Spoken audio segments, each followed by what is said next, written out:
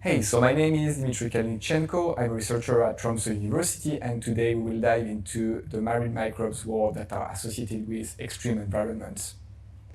So, this is a seafloor that you would see all around the planet. Most of the time, we don't see any specific feature on the seafloor, but sometimes we have some chemical energy that is brought by cold sea, hydrothermal vents, or even mud volcanoes. And in this system, microbes are transforming this wonderful energy, chemical energy, into something that we call biology. And this biology is triggering a wonderful world where many other organisms can thrive. So what is an active seabed? An active seabed is a place, as I said, where the chemical energy is a trigger. We define these environments in two main types. One is driven by cold fluids, and we call them cold seep. And they are not like specifically cold compared to other sites. They are just colder than the most known one that are hydrothermal vents. In this course, we were focused mostly on the cold seep because these are the ones that we studied the most in Tromsø. And most of the cruises I have done in the past with Tromsø University were connected to this environment that we name cold seep. So the cold seep environment is characterized by an inflow of reduced fluid. So if you want to know what a reduced fluid is, I strongly recommend you to reread your redox potential courses in chemistry. So here, a reduced fluid is coming from the seafloor. This reduced fluid is full of greenhouse gases, like methane and CO2, but also something that is a bit more unusual, hydrogen sulfide. Hydrogen sulfide is a gas that is very smelly. It has this egg rot smell that you can sometimes smell in the Paris subway. I'm coming from France, so I know it very well. But in that case, it can be used as food for microbes. So the gas that we see can be both thermogenic or biogenic. If it's a thermogenic gas, this is not my field at all. It's coming from deep geological layers, and this is related to a course that you will have on geological feature. In that case, I will talk to you about the methanogenic gas that we call biogenic. So this one is coming from microbes that are degrading the organic matter and converting it into gas that is then seeping out of the seafloor. So here you can see the reaction that is connected to methanogenesis. What we observe is that we have this delta G0 value. This delta G0 value is minus 31 kilojoule per mole. This value is very important, and keep it in mind. If you have a negative delta G0 value, it means that the reaction is like providing energy from the microbes. The more negative it is, the more energy you're getting from it. So here, keep in mind, producing methane from biological organism, dead biological organism, is giving you minus 31 kilojoule. So this energy is coming from chemical reaction. If you have a negative value, then you produce energy. If you have a positive value, then you need energy to do the reaction. Here, just a quick reminder of what a redox reaction is. A redox reaction is always a transfer of an electron from one electron donor to an electron acceptor. It is movement of electrons that provide energy to any kind of organism. We are all based on, all our body is living based on movement of electron. We are all just movement of electron. If you want to keep this in mind, that redox reactions are electron in movement and that it provides energy, keep in mind that when you turn a light bulb, you are just putting electron in motion, and this motion is giving you light, so energy. So here we have an electron donor and an electron acceptor. In the frame of methanogenesis, we are transferring the electron from organic matter to methane. Then in the cold seep environment, we have many different compounds that are structuring the sediment that we are studying. These different compounds are very important because the more energy you get from the reaction, the more chance you will have to compete with other microbes. So we have several reactions. Methanogenesis, minus 31 kilojoule. And then several other ones that are occurring closer to the seafloor where microbes get more energy. So first, let's start where everything starts, in the seafloor, within the seafloor. Within the seafloor, we have like between 37 and 99% of the reduced fluid that is seeping out that is consumed by the microbes. So therefore, it will never reach the ocean and it will never reach the atmosphere. And it's very important for us as scientists to understand what are the parameters that are constraining the activity of these microbes to understand how perturbation, how climate, how temperature will influence the activity of these microbes, and will it promote consumption decrease in terms of methane or carbon dioxide consumption, or if it will increase it. We are like in a world where there's no oxygen. There's no oxygen in the seafloor for the only reason that oxygen is coming from the atmosphere. In that case, we are like in a place where there's no oxygen. It's a world that is completely different from the one that you observed every day. In this world, microbes had to find tricks to get energy. So they use something called reverse methanogenesis. So remember, we talked about methanogenesis that produce methane, producing 31 kilojoule per mole. Here, the microbes, nearly the same, also archaea, are like using this pathway in a reverse sense. So they are using something called reverse methanogenesis. But because it's called reverse methanogenesis, it means that these microbes need 131 kilojoule to do it. They will not produce any energy. They will just like need energy to do it. And to do this, the only way they found is to find a partner. And the partner is sulfate-reducing bacteria. Sulfate-reducing bacteria, the reaction of reducing sulfate into sulfide, is like providing to the microbes minus 156 kilojoule. If you put the two together, minus 156 combined to plus 131 gives you a total value of minus 25 kilojoule per mole. And here you have enough energy to produce biomass, to grow. And that's the base of all this cold seep ecosystem. It's a partnership between two tiny organisms that are partnering together to be able to use chemical energy coming from the ground and convert it into biomass. And during this reaction, you have the formation of carbonate. So this is another video that you might go through, but keep in mind that this activity is promoting the formation of carbonate that you will see in the video that we will show you of the seafloor. So here you see like what we are doing in the Arctic when we are on cruises with the other professors that you have seen during this course. We are like collecting cores to understand who is there. And in the Norwegian Arctic, we found that these microbes were also there. So of course this course is about like all this extreme environment, but we want to bring you a little bit closer to our like field of research.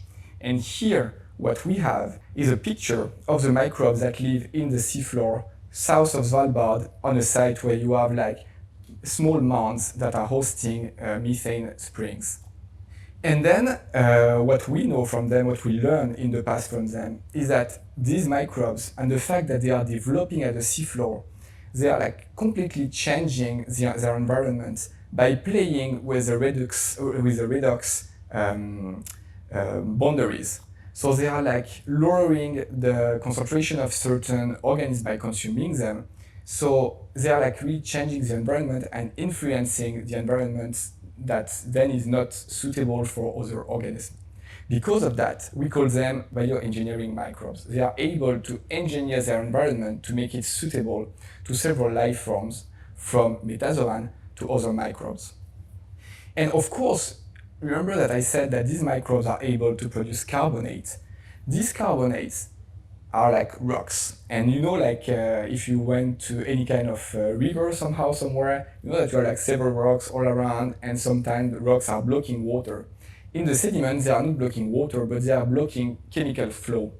And then when you have like a flow of chemicals, where you have like microbes growing, while they are growing, producing carbonate on the side, then this carbonate can block the flow of sediments. And because these carbonates are growing, they are then blocking some chemicals to migrate from the subsea floor to the surface. And this growth of carbonate is then provoking some areas at the surface that are lacking the presence of typical microbes that we will see just after. So keep in mind that carbonates are like controlling the microbial activity at the surface. So I want to bring you to another subsea floor environment, that is oil reservoir. These oil reservoirs are very important for humanity because so far it's one of our main sources of energy. Here, I just want to highlight a little bit what is going on in oil reservoir. So this oil has been preserved for million years, quite stable. Today, we are like extracting it. But while we are extracting it, we are not only extracting the oil, we are also injecting water in it. By injecting water in the reservoir, what we are doing is that we are introducing an electron acceptor. By injecting the electron acceptor within the reservoir, we are not only adding chemicals, we are also adding microbes. So the microbes that are usually living in the seawater, living in an toxic world, full of light, are just like thrown within the reservoir, being in contact with oil that is only a huge carbon chain, full of energy, but that was just resting because there was no electron acceptor to transfer the electron from the oil to an electron acceptor. In that case, we have oxygen and we have the microbe that can do it. So what's happening? The microbes are like taking over and using the energy from the oil and combining it with the oxygen or nitrate that is present in the water, producing a full set of chemicals that are very harmful for like the installation that are like pumping the oil. Here, what I want to explain you is the fact that in oil reservoir, we as humans are changing the chemical condition and promoting the development of microbes that can use the oil. And the thing I want you to think about is the fact that what will happen if this process that is like triggered by human is occurring in the ocean, right? And that's exactly what we have observed with other professors from University of Tromsø. We went to a site where we have like oil naturally seeping from the seafloor. Many students on board were like, okay, will this oil be harmful for the environment? What will happen with this oil? Will it trigger any kind of catastrophic natural disaster? Not at all. Lucky us, the biodiversity that developed on Earth across all the years that it had been through, across all the journey, has promoted the emergence of some microbes that are able to deal with the oil and to use it as carbon and energy source. And because of that, like oil seeping into the ocean is not harmful at all, since microbes are able to use it as a source of energy.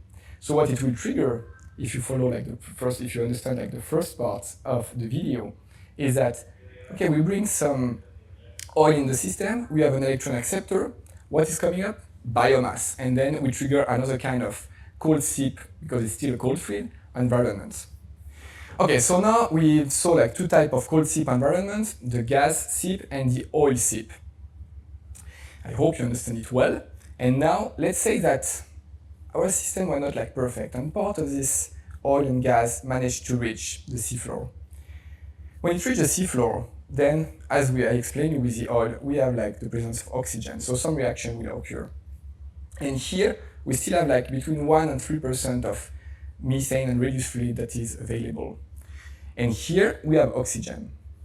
So remember that part of the methane was also converted into hydrogen sulfide previously. So we have this mixed fluid of methane, hydrogen sulfide, carbon dioxide, oil sometimes that is reaching the seafloor.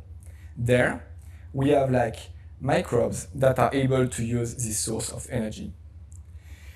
I will take the example of hydrogen sulfide or methane because that's the kind of most common one, and the hydrogen sulfide is definitely the most visual one. So we are reaching the seafloor, right? We have this reduced fluid coming out, we have oxygen, then there's microbe able to use both. And what they will do is they will transfer the electron from the hydrogen sulfide to the oxygen. Through this, we will create like energy, we will form energy. This energy will be converted into biomass. But while we are doing that, we are producing minus 100 kilojoule per mole of hydrogen sulfide, which is tremendous compared to the minus 31 kilojoule that we were producing with methanogenesis. Therefore, you can imagine how much energy you have to form biomass, to grow bacterial mats, to feed other organisms, and that's the basis of this cold seep ecosystem. It's really like the part of the methane, hydrogen sulfide, greenhouse, whatever, like carbon dioxide is reaching, reaching the sediment water interface, if you have a lot of them, and if you are in an oxic layer, then you will produce tons of energy that will trigger marvelous ecosystem, the marvelous ecosystem we are studying. Here in this video, you can see like bacterial mat that we have observed with Giuliana Panieri quite some years ago. This time, we were like observing like what we call a waterfall of microbes. So we had seeping fluids coming from some rocks, and then microbes were growing there, making this kind of waterfall of microbes where you have like this thin filament, these thin white filaments that are telling us that these microbes are using hydrogen sulfide as a source of energy. Hydrogen sulfide, and usually like sulfur is something that you, if you have something in mind, you will think that sulfur is yellow because you think about volcanoes and things like that. But actually, sulfur in the form of S0, so sulfur granules, they are like actually white. And that's why like we see this white bacterial mat on the seafloor. And so here is an example of how big it can be. That's a very like huge community. And in this caption, you can see like what we call a begiatoa. So begiatoa are long filaments, and all these small like oily bubble-ish thing that you see inside are sulfur granules that they are like storing for days where they might not be a very like intense fluid, so they can survive when like the chemical flow is changing. So to resume, here you have like a draw of a system where you can see like the reduced fluids coming from the bottom that is then converted by the anaerobic methane oxidizer consortia, sulfate reducer combined with anaerobic methane oxidizer, then converting most of the gas into like hydrogen sulfide that reaches the seafloor and trigger a white biomass at the surface. In some environments, so far, not the one that we observed in the Arctic, you can see these microbes that are using methane, hydrogen sulfide combined with oxygen as a source of energy can trigger symbiosis. So we are really hunting for them these days in the Arctic. So I will today only present you what we know from textbook. So from textbook, we know that some organisms, some macrofaunal organisms have developed a partnership with these microbes to take advantage of this minus 800 kilojoule per mole they gain from chemical energy. And because of that, they can bloom in this environment and colonize all of them. So in some cases, for example, on some mussels, these microbes are located inside the gills, that's what you can see in this video, and where the macrofaunal organism is kind of growing them and use them as a source of food. And when you add this, the environment is changing a bit towards like a white mite covered environment, towards like an environment that is covered with like huge mussels, yeti crabs, or other kind of fancy deep sea life forms. And then, right, in some environment, you will have methane, hydrogen sulfide, other greenhouse gases that are like seeping in the seawater. And that's where we enter like a very unknown environment. Why? Because we have the tools now to understand what's going on in the seafloor. We are using ROV, we are using like Corer to understand what is going on in the seafloor, where everything is very, kind of stable, layered, so we can understand who is there, what they are doing. When the fluid is released in the environment, it's exactly when you are like using your petrol car and you just like pushing the greenhouse gas within the atmosphere. Here, we are pushing the greenhouse gas in the vast ocean. And then we tend, as researchers, to lose its track. And we have huge difficulties to understand what it will become. Will it reach the surface and be transferred to the atmosphere? That's one option. Another option is that it might be consumed in the ocean, but so far it's very hard to know what it becomes. But humanity sometimes makes mistakes. So here I want to bring you towards like one example where we kind of understood what was going on in the ocean. So if you remember, a few years ago, there was a huge disaster in the Gulf of Mexico where a petroleum oil field blown up. In petroleum oil field, you have oil, but you also have gas. And then when this catastrophe happened, huge quantity of methane were released in the water column. So then scientists took this opportunity to say, okay, we have so much methane in the water column, we'll try to understand how long it stays in the system. So they went there, took some water sample, measured the methane, and look at the microbial community. And what they have observed is that actually a methanotrophic community is growing quite fast in the environment, meaning that these microbes are always around. They are like everywhere. So they are just waiting in the ocean for some source of carbon, source of energy to be used. And in that case, 500,000 tons of methane was released in the water column. And as you can see on this graph, in a matter of weeks, nearly all this methane was consumed, meaning that the environment can react quite fast to any kind of perturbation. And our job as scientists today is to understand how the environment will react to any future scenario that we foreseen with the model. And I want you to keep that in mind, that the environment is adapting to changes, and it's really like how fast the changes are occurring that matter for the system. Sometimes, like on this example, we've seen that actually if we release a lot of methane suddenly in the ocean, the microbes can take care of it. But the question is how much they can handle if we are like, instead of releasing like a big boost, but if we are releasing methane across like several years, will they be able to accommodate? Will they be able to use it? And where this carbon will go in the system? Thanks a lot for listening to this talk, and I hope I bring you some insights about like what the ocean is and what the microbes are doing there.